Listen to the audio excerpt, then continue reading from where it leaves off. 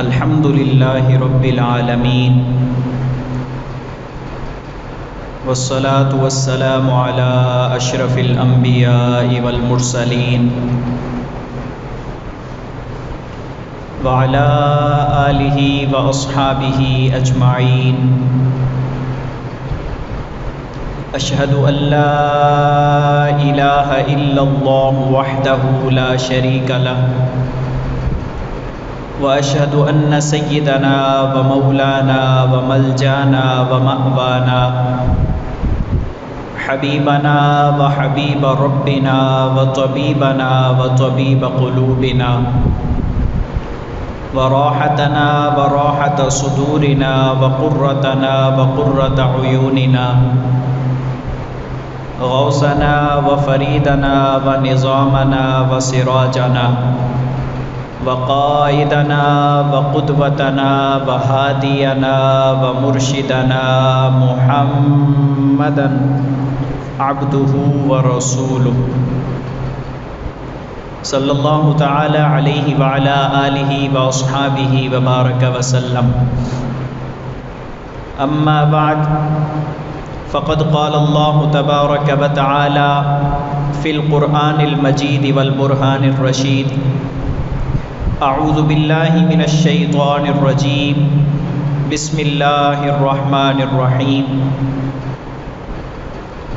ان الذين قالوا ربنا الله ثم استقاموا تتنزل عليهم الملائكة ألا تخافوا ولا تحزنوا وأبشروا بالجنة التي كنتم توعدون.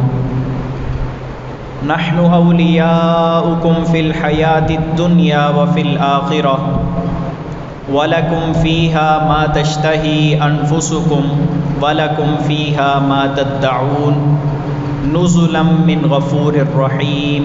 صدق اللہ مولانا العظیم. وقال رسول اللہ صلی اللہ تعالی علیہ وعلی آلہ واصحابہ وبارک وسلم. قد قال الناس ثم كفر أكثرهم فمن مات عليها فهو من استقام او كما قال النبي صلى الله عليه وسلم. ان الله وملائكته يصلون على النبي يا ايها الذين امنوا صلوا عليه وسلموا تسليما. اللهم صل على سيدنا ومولانا محمد وعلى آل سيدنا ومولانا محمد وبارک وسلم وصل علیہ. الصلاة والسلام علیک یا سیدی یا رسول اللہ وعلی آلک واصحابک یا سیدی یا حبیب اللہ. الصلاة والسلام علیک یا امام الانبیاء والمرسلین وعلی آلک واصحابک یا جد الحسن والحسین. اللہ تبارک و تعالی کی حمد و ثنا جو خالق کائنات بھی ہے اور مالک شش جہات بھی. اللہ جل وعلا کی حمد و ثنا کے بعد سید عالم نور مجسم شفیع معظم رسول مکرم امام محتشم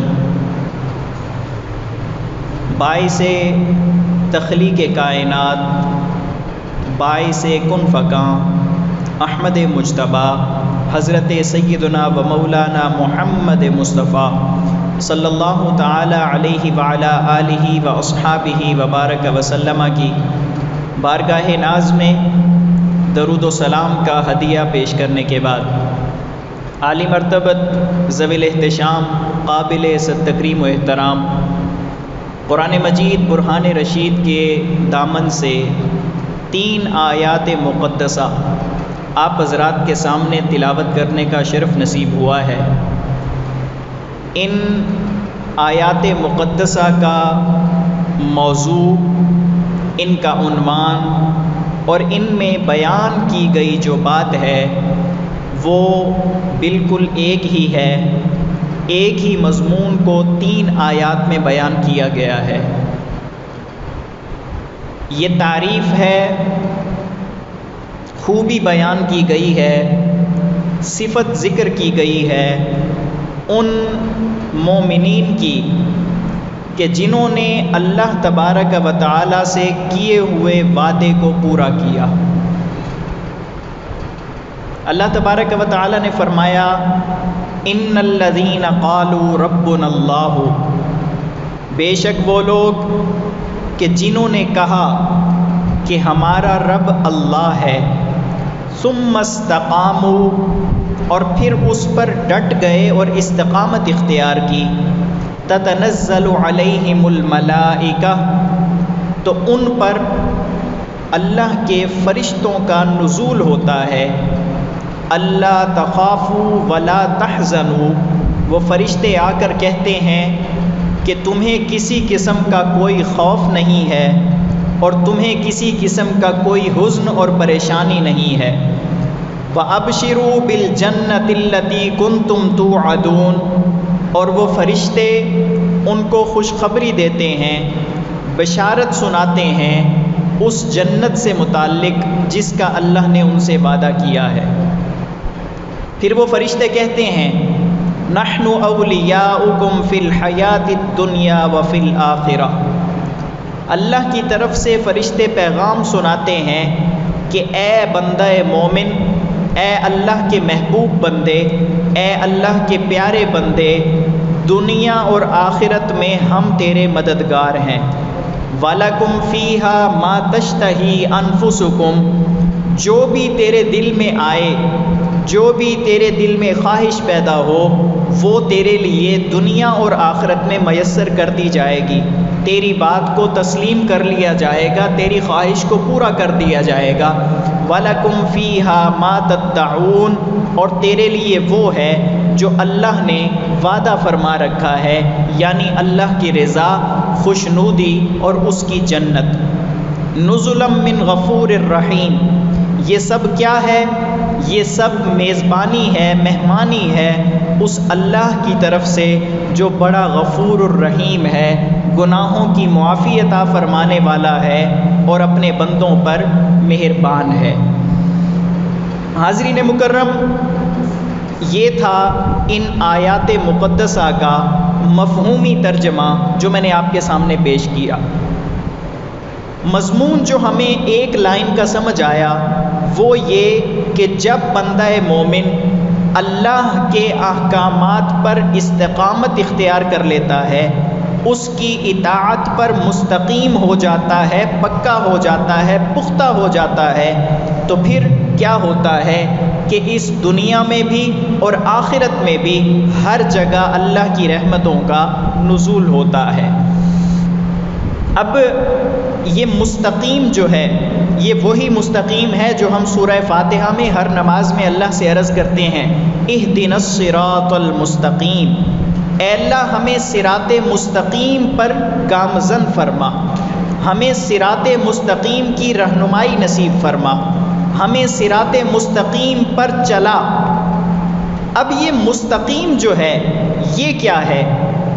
تو یہ اس بات کو اپنے ذہن میں رکھ لیجئے کہ صراط مستقیم وہ راستہ ہے جو افراط اور تفریط سے پاک ہو۔ صراط مستقیم وہ راستہ ہے جو افراط اور تفریط سے پاک ہو۔ یہ نہیں کہ ایک طرف انسان دہریہ ہو جائے، خدا کے وجود کا ہی منکر ہو جائے، اور دوسری طرف انسان مشرک ہو جائے، کئی خداؤں کا قائل ہو جائے۔ نہیں، بلکہ ہمیں صراط مستقیم کا فرمایا گیا کہ تم نے خدا کے وجود کا منکر بھی نہیں ہو جانا اور بہت زیادہ خداؤں کے پیچھے بھی نہیں پڑ جانا، بلکہ اللہ احد، ہمارا خدا، ہمارا پروردگار، ہمارا معبود، ہمارا پالنے والا، ہمارا رب وہ ہے جو وحدہ لا شریک ہے، جس نے امر کن سے اس کائنات کو تخلیق فرمایا ہے اور اس نے ہمیں صراط مستقیم کا درمیانہ رستہ عطا فرمایا۔ تو صراط مستقیم وہ رستہ ہے جو افراط و تفریط سے پاک ہے۔ اب ایک طرف میں نے مثال دی کہ بعض لوگ دہریے ہوتے ہیں، ملحد ہوتے ہیں، خدا کے وجود کے ہی انکاری ہوتے ہیں کہ خدا نہیں ہے، کسی نے اس کائنات کو نہیں بنایا، بس یہ نظام کائنات یہ ایک بگ بینگ تھیوری تھی، بلیک ہول تھا جس سے اس کائنات کی تخلیق ہوئی، تخلیق ہونے کے بعد خود بخود سب کچھ وجود میں آنے لگ گیا، اور جب ایک انسان کے اندر کا سسٹم خراب ہو جاتا ہے تو اس کی ڈیتھ ہو جاتی ہے، وہ ایکسپائر ہو جاتا ہے۔ یہ ایک خود کار آٹومیٹک نظام ہے جس کے تحت یہ دنیا چل رہی ہے، جبکہ ایسا نہیں ہے۔ دوسری طرف لوگوں کا کیا نظریہ ہے؟ میں ایک کتاب میں پڑھ رہا تھا کہ ایک ہندو پنڈت سے سوال کیا گیا کہ آپ کے خداؤں کی تعداد کتنی ہے؟ یہ ہمارا ہمسایہ ملک، ان سے پوچھا گیا کہ آپ کے خداؤں کی تعداد کتنی ہے؟ تو اس نے کہا کہ پہلے تو کوئی 100-150 کے قریب تھے، اب ہمارے خداؤں کی آفیشیل تعداد جو ہماری کتابوں میں لکھی ہوئی ہے وہ کروڑوں سے بھی تجاوز کر چکی ہے۔ اور یہ بڑی ایتھینٹک بات ہے، میں بڑی پختہ بات آپ کے سامنے پیش کر رہا ہوں۔ ایک طرف کیا ہے؟ وہ کہتے ہیں نظام کائنات خود چل رہا ہے۔ دوسری طرف کیا ہے؟ ہر چیز کو خدا بنا رکھا ہے۔ اللہ نے ہمیں درمیانہ رستہ عطا فرمایا کہ خدا کے وجود کے بغیر اس کائنات کا نظام نہیں چل سکتا، اور اگر ایک سے زیادہ خدا ہوتے، ایک سے زیادہ معبود ہوتے تو نظام کائنات میں خلل پیدا ہو جاتا۔ ایک چاہتا میں یوں کروں، دوسرا چاہتا میں یوں کروں، ایسا نہیں ہے۔ تمہارا خدا وحدہ لا شریک ہے۔ اب دوسرا کیا ہے؟ کچھ لوگ ہیں قدریہ، وہ کہتے ہیں، ان کا نظریہ یہ ہے کہ ہم جو اعمال کرتے ہیں وہ ہمارے اپنے پیدا کردہ ہیں، اور کچھ لوگ یہ کہتے ہیں کہ ہم جو کچھ کرتے ہیں وہ سکرپٹڈ ہے، لکھا ہوا ہے، اللہ نے جیسا لکھ دیا ہے ویسا ہی ہم کریں گے، ہمارے پاس کسی قسم کا کوئی اختیار نہیں ہے۔ دونوں نظریے غلط ہیں۔ ہمیں جو نظریہ عطا فرمایا گیا کہ انسان کو، یعنی کہ انسان مجبور محض بھی نہیں ہے، اسے مجبور نہیں بنایا گیا، اپنے اعمال کرنے میں اسے اختیار دیا گیا ہے، لیکن اللہ تبارک و تعالی نے اپنے علم ازلی کی وجہ سے، وہ جانتا تھا کہ کس نے کیا کرنا ہے، اپنے علم ازلی کی وجہ سے اس کو لوح مبین میں نقش فرما دیا ہے۔ تو ہمیں درمیانہ نظریہ عطا کیا گیا۔ اچھا، بالکل اسی طرح برہمن لوگ ہیں، وہ نبوت کے سرے سے قائل ہی نہیں ہیں، وہ کہتے ہیں نبوت ہے ہی نہیں۔ اور دوسری طرف یہ قادیانی اور مرزائی ہیں، وہ کیا کہتے ہیں کہ نبوت کا سلسلہ قیامت تک چلتا رہے گا۔ ہمیں دونوں نظریوں سے ہٹا کر یہ نظریہ دیا گیا کہ آدم علیہ السلام سے سلسلہ نبوت چلا، حضور سید عالم خاتم النبیین صلی اللہ علیہ وآلہ وسلم پر آ کر سلسلہ نبوت ختم ہو گیا۔ کیوں؟ اس کی وجہ یہ کہ اب کسی نبی کے آنے کی ضرورت ہی نہیں ہے۔ الیوم اکملت لکم دینکم واتممت علیکم نعمتی، اللہ نے فرمایا کہ ہم نے جو تمہارا دین ہے تمہارے لیے مکمل فرما دیا۔ اور بالکل اسی طرح ناسبیت کی طرف بھی نہیں جانا اور رافضیت کی طرف بھی نہیں جانا۔ ناسبیت کیا ہے؟ صحابہ کرام کا نام لے کر اہل بیت علیہم السلام پر تبرہ کرنا۔ اور رافضیت کیا ہے؟ کہ اہل بیت کا نام لے کر صحابہ کرام کے حق میں کوتاہی کر جانا نہیں، بلکہ ہمیں درمیانہ رستہ اپنانے کا فرمایا گیا کہ اہل بیت نبوت حضور علیہ الصلاۃ والسلام کی آنکھوں کے تارے ہیں، اور صحابہ کرام حضور علیہ الصلاۃ والسلام کی اس مبارک درسگاہ صفہ کے چبوترے کے فیض یافتہ ہیں، وہ بھی ہمارے سروں کے تاج ہیں، یہ بھی ہمارے سروں کے تاج ہیں۔ یہ ہے صراط مستقیم، جس پر استقامت اختیار کرنے والا اللہ کا پیارا بن جاتا ہے، پھر اس پر اللہ کی رحمتوں کا نزول ہوتا ہے۔ اب استقامت کی تعریف، اس کی تفسیر، اس میں جو فرمایا گیا کہ لوگوں نے کہا، جس نے کہا کہ ہمارا رب اللہ ہے، پھر اس پر استقامت اختیار کر دی۔ اب اس کی ڈیفینیشن کیا ہے؟ حضرت انس بن مالک رضی اللہ تعالی عنہ سے روایت ہے، ترمذی شریف میں یہ حدیث مبارکہ موجود ہے، حضور علیہ الصلاۃ والسلام نے ارشاد فرمایا کہ قد قال الناس ثم کفر، لوگ ہیں جو کہتے ہیں کہ ہمارا رب اللہ ہے، ثم کفر، پھر وہ اس کا انکار کر دیتے ہیں۔ اب اس کا کیا مطلب ہے؟ لوگ اللہ کا انکار کیسے کر دیتے ہیں؟ گویا کہ یہ ایک اشارہ ہے اس وعدہ الست کی طرف جب اللہ نے تمام روحوں کو اکٹھا فرمایا تھا۔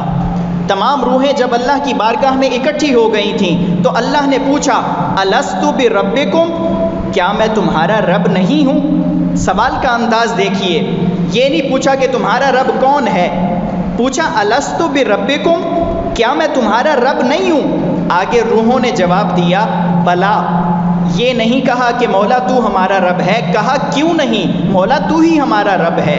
اللہ نے وعدہ لیا، سب روحوں نے وعدہ کیا، اب جب وہ اس دنیا پر آئے تو انہیں جو ماحول ملا، وہ جس گھرانے میں پیدا ہوئے، یا ان کی عقل نے جس چیز کو تسلیم کیا، کسی نے فطرت اسلام پر اپنے آپ کو کاربند رکھا اور کوئی اسلام سے باغی ہو گیا، اللہ کا انکاری ہو گیا، اللہ کے وجود کا انکاری ہو گیا۔ حضور علیہ الصلاۃ والسلام نے فرمایا لوگ ایسا کرتے ہیں، وہ کہہ تو دیتے ہیں کہ ہمارا رب اللہ ہے، ثم کفرا، پھر وہ اس کا انکار کر دیتے ہیں، وہ لوگ استقامت والے نہیں ہیں۔ استقامت والا وہ ہے کہ جس نے کہا میرا رب اللہ ہے، فمن مات علیہ فہو من استقامہ، اور یہی کہتے کہتے اس کی موت آ گئی کہ میرا رب اللہ ہے، حقیقت میں استقامت کے رستے پر چلنے والا وہ شخص ہے۔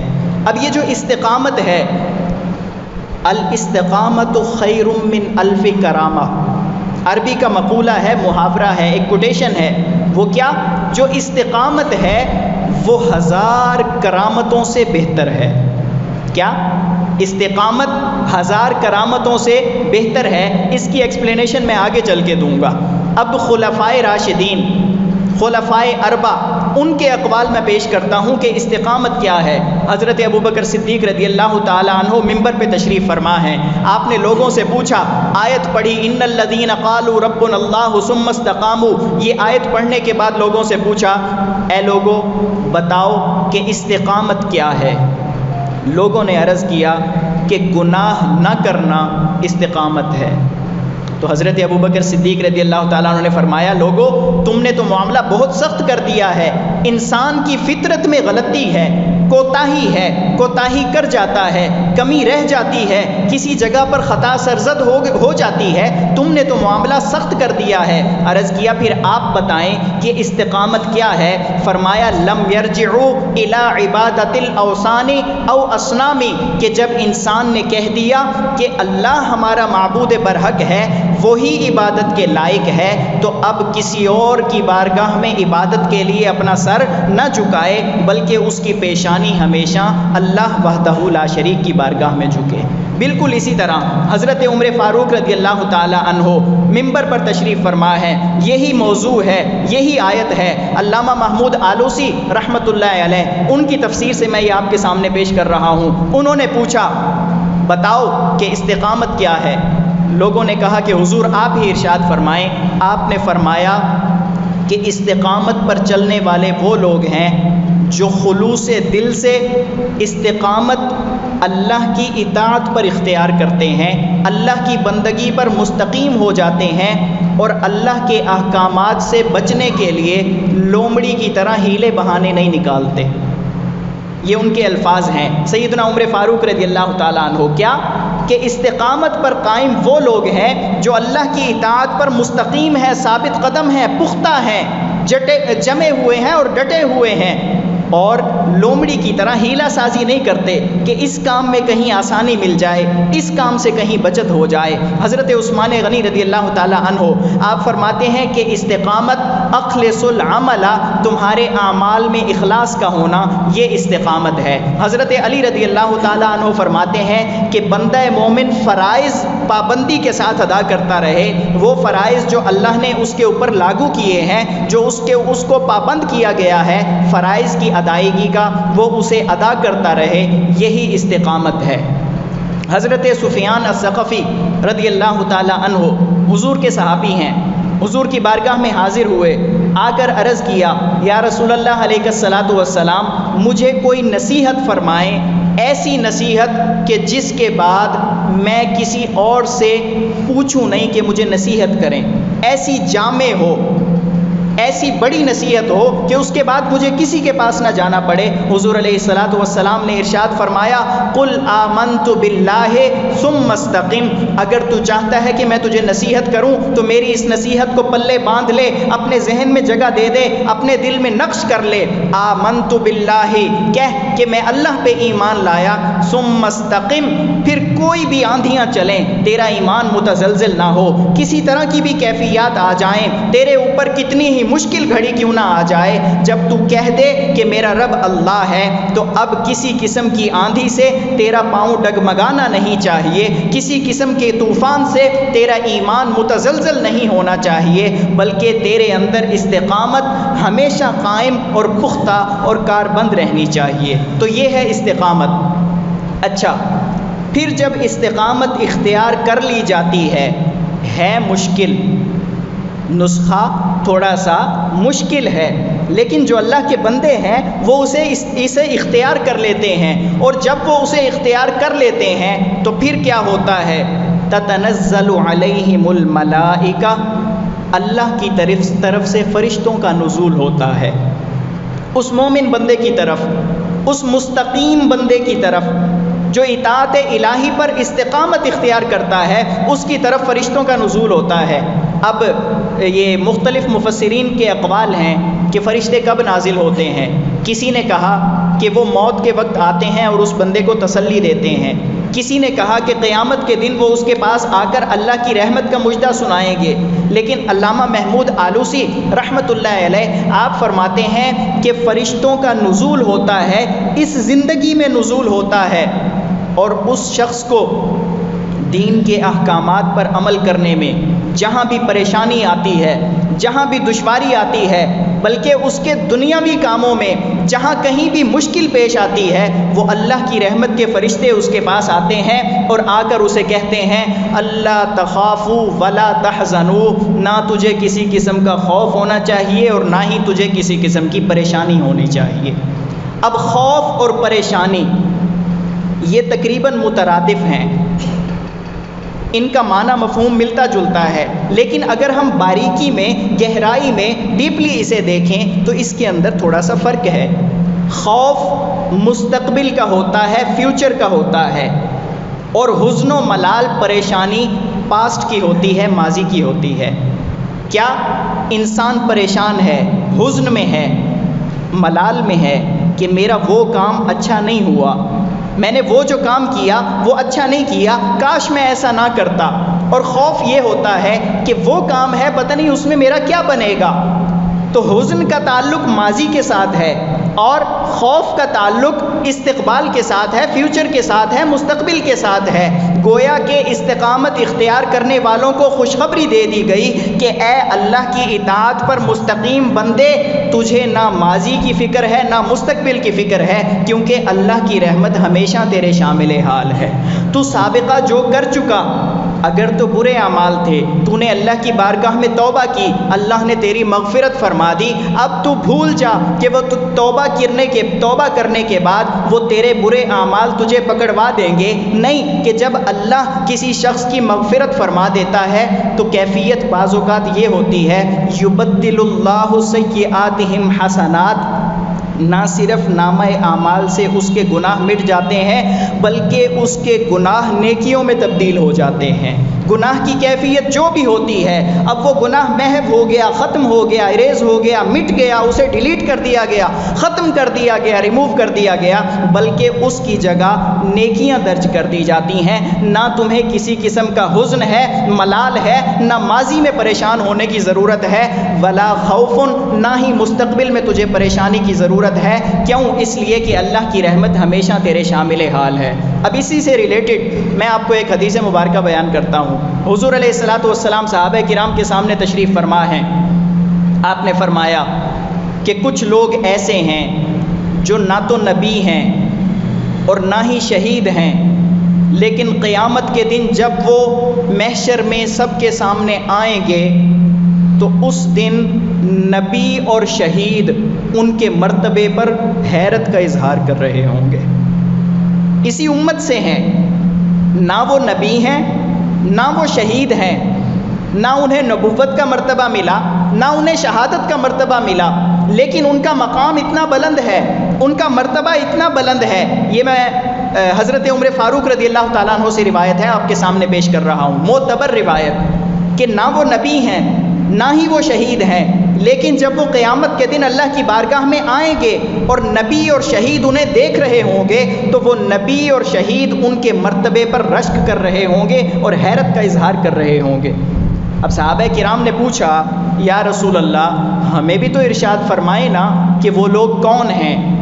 تو حضور علیہ الصلاۃ والسلام نے ارشاد فرمایا وہ لوگ ہیں جو دوسروں سے صرف اللہ کے لیے محبت کرتے ہیں، دوسروں سے ان کے تعلق کی وجہ صرف اور صرف اللہ کی ذات ہوتی ہے۔ پھر آگے مینشن فرما دیا کہ نہ ان کی محبت کی وجہ آپس کی رشتہ داری ہوتی ہے، نہ انہیں دوسروں سے کوئی مالی فائدہ پہنچ رہا ہوتا ہے، نہ انہیں کوئی فائنانشلی کوئی پروفٹ مل رہا ہوتا ہے، بینیفٹ مل رہا ہوتا ہے، ایسا کچھ نہیں ہوتا۔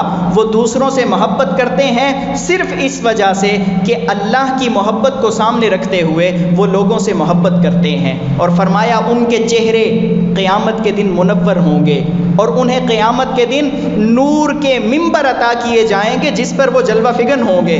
اور پھر حضور علیہ السلام نے آیت مقدسہ کی تلاوت فرمائی، الا ان اولیاء اللہ لا خوف علیہم ولا هم یحزنون۔ فرمایا خبردار جو اللہ کے مقرب ہیں، اللہ کے پیارے ہیں، اللہ کے ولی ہیں، اللہ کے دوست ہیں، وہ کیا ہے؟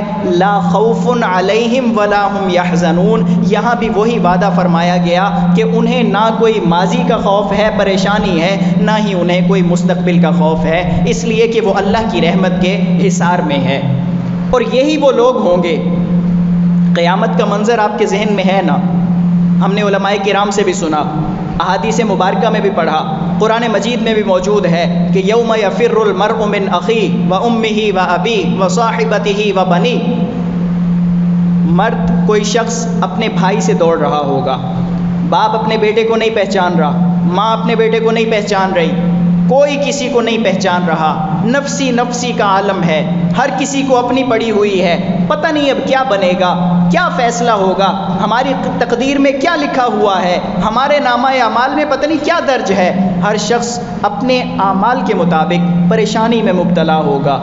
الاخلاء، دوسرا منظر پیش کر رہا ہوں، الاخلاء یومئذ بعضهم لبعض عدو، گہرے دوست، خلیل، گہرے دوست، گوڑے دوست، اس دنیا میں جن کی دوستی کی مثالیں دی جاتی تھیں، اگر وہ دوستی اللہ کی محبت پر نہیں تھی تو قیامت کے دن بعضهم لبعض عدو، ایک دوسرے کے دشمن بن گئے ہوں گے۔ یہ منظر ہوگا، لیکن ساتھ ہی فرما دیا الا المتقین، جن کی دوستی کا معیار تقویٰ ہوگا، جن کی آپس کی محبت، جن کی آپس کی دوستی اللہ کی محبت کی بنیاد پر ہوگی، قیامت کے دن بہت سکون میں ہوں گے، اللہ کے نور کے ممبر انہیں عطا کیے جائیں گے۔ اب یہ ہے اللہ کے ولی۔ پوچھا گیا یا رسول اللہ ارشاد فرمائیں کہ یہ ولی کون ہے؟ حضور علیہ الصلاۃ والسلام نے ارشاد فرمایا، جامع البیان میں یہ حدیث موجود ہے، فرمایا ولی وہ ہے کہ جس کو تم دیکھو تو تمہاری زبان پر خدا کا ذکر جاری ہو جائے، جس کی تم زیارت کرو، جسے تم دیکھو تو تمہیں خدا یاد آ جائے، تمہاری توجہ فوراً اللہ کی طرف، اپنے معبود کی طرف، اپنے مسجود کی طرف، اپنے خالق و مالک کی طرف چلی جائے۔ حقیقی اللہ کا ولی وہ ہے۔ اور یہ استقامت سے ریلیٹڈ میں آپ کے سامنے بیان کر دوں، حضرت مجدد الفسانی الشیخ احمد فاروقی سرہندی رحمۃ اللہ علیہ، آپ فرماتے ہیں کہ کوئی شخص کتنی ہی کرامتیں دکھا دے، میں مفہوم بیان کر رہا ہوں، پانی پر چل کے دکھا دے، ہوا میں اڑ کے دکھا دے، کچھ بھی کر کے دکھا دے، لیکن اگر وہ کسی ایک بھی سنت رسول کو ترک کرنے والا ہے، وہ اللہ کا ولی نہیں ہو سکتا۔ کیوں؟ دراصل یہ فیض حضور علیہ الصلاۃ والسلام کی ذات مقدسہ سے چل کر شیخ کے سینے سے ایک مرید کے پاس آ رہا ہوتا ہے، اور اگر وہ شیخ ہی حضور کی سنت کا تارک ہو تو فیض وہیں منقطع ہو جاتا ہے، فیض کا آنا بند ہو جاتا ہے، حضور کی طرف سے فیض وہاں نہیں جا سکتا جہاں حضور کی سنتوں کو پائمال کیا جا رہا ہو۔ تو حضور علیہ الصلاۃ والسلام کی طرف سے فیضان، وجدان، روحانیت، تصوف کا جو فیضان آتا ہے وہ اس کی طرف سے آتا ہے جو حضور علیہ السلام کی سنتوں کا کاربند ہوتا ہے، اور اللہ کی رحمت کی بشارت دی جاتی ہے۔ کیا فرمایا؟ وَأَبْشِرُوا بِالْجَنَّةِ الَّتِي كُنْتُمْ تُوعَدُونَ، جنت کی بشارت دے دی گئی۔ تو جنت کی بشارت بھی دی جاتی ہے، لیکن دنیا میں مقام بھی بلند ہو جاتا ہے۔ حضور علیہ الصلوۃ والسلام نے ارشاد فرمایا کہ جب اللہ کسی سے محبت فرماتا ہے، میری طرف توجہ، جب اللہ کسی سے محبت فرماتا ہے تو جبرائیل علیہ السلام کو حکم دیتا ہے کہ اے جبریل، میں اس بندے سے محبت کرتا ہوں، تم بھی اس سے محبت کرو۔ جب اللہ کسی سے محبت فرماتا ہے تو جبرائیل علیہ السلام کو فرماتا ہے کہ اے جبریل، میں اس بندے سے محبت کرتا ہوں، تم بھی اس بندے سے محبت کرو، اور زمین و آسمان میں جا کے اعلان کر دو کہ اللہ اس سے محبت کرتا ہے، تم سب اس سے محبت کرو۔ حضرت جبرائیل علیہ السلام آسمانی دنیا میں اور زمینی دنیا میں اعلان فرما دیتے ہیں کہ یہ بندہ اللہ کا محبوب ہے، تو سب اللہ کے بندے اس سے محبت کرنے لگ جاتے ہیں۔ حضرت داتا گنج بخش رحمۃ اللہ علیہ، کون ہے آپ کی اولاد میں سے جو موجود ہو؟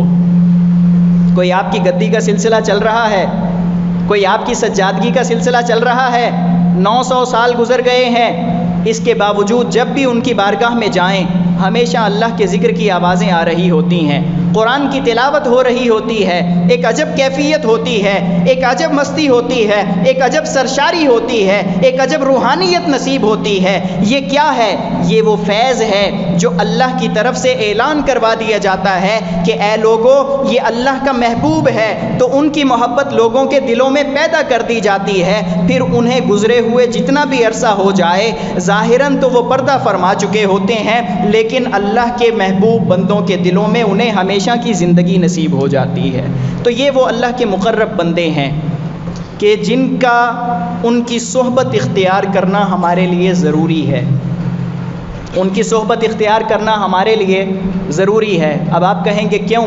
اللہ فرماتا ہے یا ایھا الذین آمنوا اتقوا اللہ وکونوا مع الصادقین، اے ایمان والو پرہیزگاری بھی اختیار کرو، اللہ کا تقوی بھی اختیار کرو، متقی بھی بن جاؤ، وکونوا مع الصادقین، سچوں اور اچھوں کی سنگت بھی اختیار کرو، تاکہ کوئی کمی رہ جائے، کوتاہی رہ جائے، کوئی پریشانی لاحق ہو جائے تمہارے روحانی معاملات میں، تمہارے شرعی معاملات میں، تمہارے طریقت کے معاملات میں، تو وہ تمہارا شیخ، وہ تمہارا بزرگ حضور علیہ الصلوۃ والسلام کے فیضان سے تمہارے سینے کو ہر قسم کی آلائش، کثافت اور آلودگی سے پاک کر دے۔ تو اللہ سے دعا ہے کہ اللہ تبارک و تعالی ہمیں سچوں کی سنگت نصیب فرمائے۔ ایک اعلان سماعت فرما لیں، تحفظ ناموس